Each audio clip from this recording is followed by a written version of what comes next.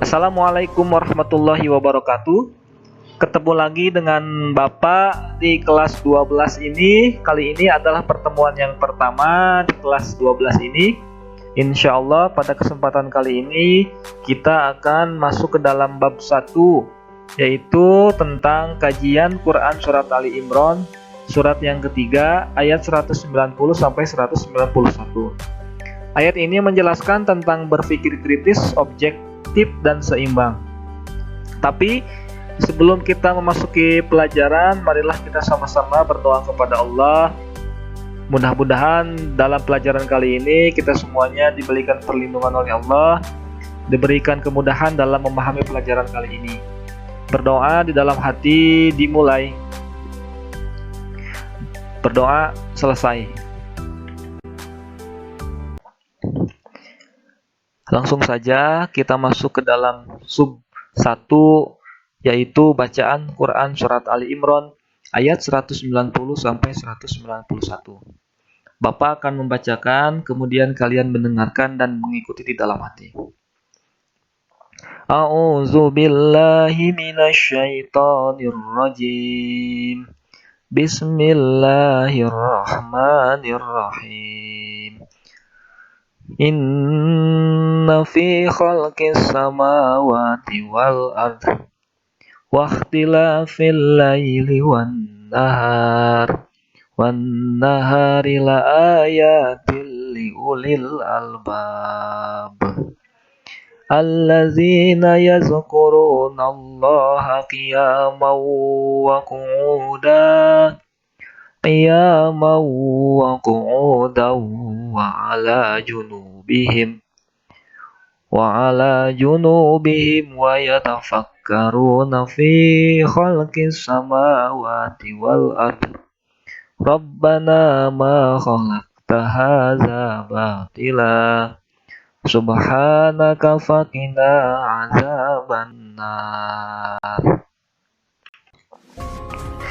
Setelah membaca ayat tersebut, sekarang kita masuk ke dalam terjemah Quran Surat Ali Imran ayat 190 sampai 191. Terjemahan dari ayat tersebut adalah: sesungguhnya dalam penciptaan langit dan bumi dan silih bergantinya malam dan siang terdapat tanda-tanda bagi orang-orang yang berakal, yaitu orang-orang yang mengingat Allah sambil berdiri atau duduk atau dalam keadaan berbaring, dan mereka memikirkan tentang penciptaan langit dan bumi seraya berkata, "Ya Tuhan kami, tiadalah Engkau menciptakan ini dengan sia-sia. Maha suci Engkau, maka peliharalah kami dari siksa neraka." Setelah mengetahui terjemahnya, sekarang kita masuk ke sub yang ketiga, yaitu asbabun nuzul. Asbabun nuzul adalah sebab turunnya ayat. Asbabun nuzul dari ayat ini adalah Ibnu Hatim radhiyallahu anhu meriwayatkan dari Ibnu Abbas radhiyallahu anhu bahwa orang-orang Quraisy mendatangi kaum Yahudi dan bertanya, "Bukti apakah yang dibawa Musa kepadamu?" Kemudian pertanyaan itu dijawab, "Tongkatnya dan tangannya yang putih bersinar bagi yang memandangnya." Kemudian mereka juga mendatangi kaum Nasrani dan bertanya, "Bagaimana halnya dengan Isa?" Kemudian pertanyaan tersebut dijawab lagi, "Isa menyembuhkan mata orang buta sejak lahir dan penyakit sopak, serta menghidupkan orang-orang yang sudah mati." Selanjutnya, mereka juga mendatangi Rasulullah SAW dan berkata, "Mintalah kepada Tuhanmu agar bukit Sofa itu menjadi emas untuk kami." Kemudian Nabi Muhammad SAW berdoa dan turunlah ayat ini, yaitu Quran Surat Ali Imran ayat 190 sampai 191. Nah, itulah asbabun nuzul, sebab-sebab turun ayat dari ayat ini. Selanjutnya, setelah mengetahui terjemah dan juga asbabun nuzul, kita akan masuk ke dalam isi dan kandungan ayat dari ayat ini.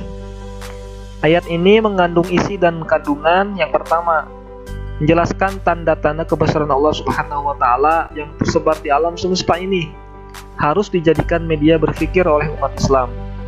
Yang kedua, keteraturan pergantian siang dan malam mempunyai tujuan dan faedah dan satu tanda kebesaran Allah yang membutuhkan akal untuk memikirkannya.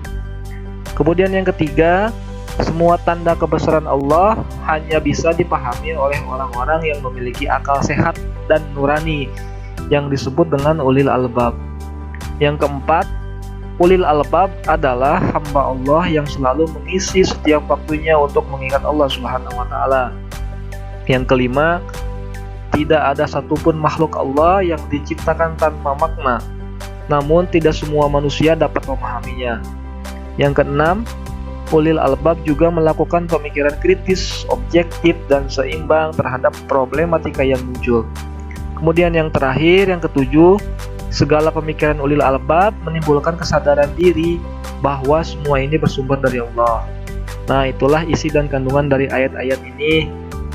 Kita sebagai siswa belajar di sekolah, apalagi dalam keadaan pandemi kali ini kita tidak bisa ke sekolah, kita belajar di rumah, salah satunya supaya kita itu mempunyai akal sehat dan nurani yang bersih.